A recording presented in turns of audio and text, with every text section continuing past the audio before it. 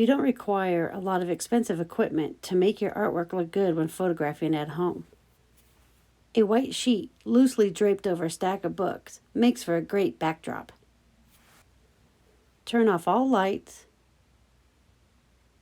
darken the room, and find a lamp to use as your light source. Here, just a regular lamp will do. And now you have controlled lighting. This lighting setup is very dramatic. You can play around with changing the light really easily to change the look of your photo.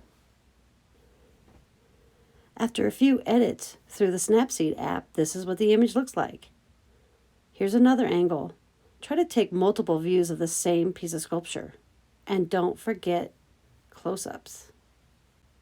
I liked how the white backdrop looked with my sculpture. But since I have the lights set up, I might as well try something different. Here I set down a black shirt to use as a black backdrop. Shoot your sculpture from all angles. Which angle best describes your piece? Don't worry about the background being too light. We can make it darker in the Snapseed app later on. Here's my image after being edited through the Snapseed app. Try photographing your sculpture in different ways. What about a stop-motion video? Or a time-lapse, where you just move the light source as it's exposing. Changing the environment that your sculpture is photographed in can change the meaning of your piece of work. What does taking it outside do to it? Does it change how you feel about the sculpture? Let's edit your work now. Open Snapseed. Choose your photo that you want to edit. The first edit I like to do is change the white balance. Select the white balance, click the dropper, and find the whitest area of your image and select that. Next, I want to change the perspective. You can drag your finger on your screen, up and down, left and right, to change the perspective. Now, let's crop it. You can crop off some of the top of that backdrop that just didn't work. Click the check in the bottom right corner to approve that action. Next, let's tune the image. Here we can make it brighter, change the shadow, or highlight details. Play around with that while you're in there. Here I'm lightening it up. I'm changing the ambience. Click the selective button. Let's make the background white. Click plus and then put it anywhere you want to go white. And then you can drag your finger right or left to make the brightness go up or down. I'm just trying to get the background as white as possible here.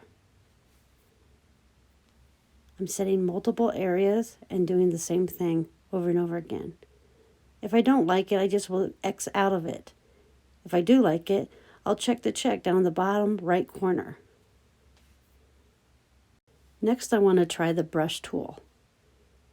Here, I can change exposure, dodge and burn. Give it a try. See what you think. If you don't like something, just X out of it.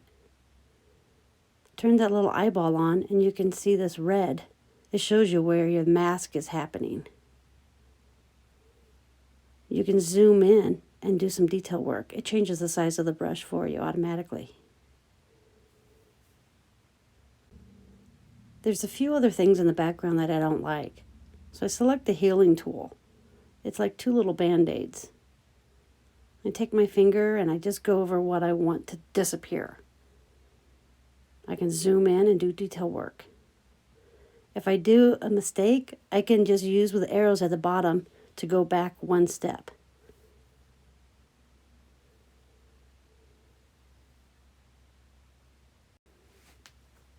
This looks good and ready to hand in for an assignment.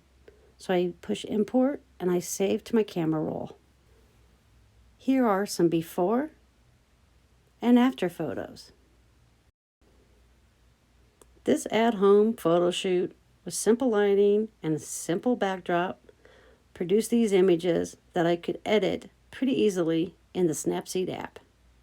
These images are ready to be turned in for an assignment.